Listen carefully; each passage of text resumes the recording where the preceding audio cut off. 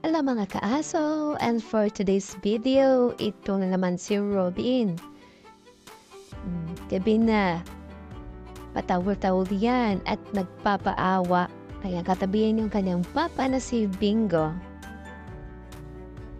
Kasi gusto niyang lumabas sa cage at pumasok doon sa bahay.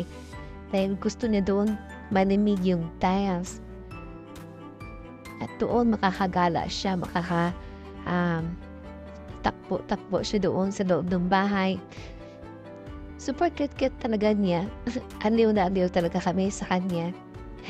Kaya parang nagdadalawang isip kami na ibibenta ba siya or i-keep na lang namin as material ulit. Kaso marami na kaming aso. Meron pa yung 8 tuta sa itaas na anak ni Lira. Yung mga Belgian puppies.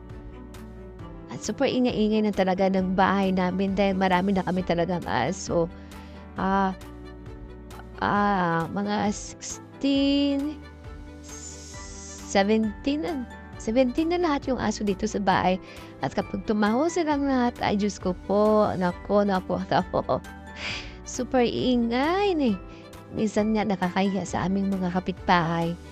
Kapag tumataho sila, lalo na kapag mayroong pusang parating.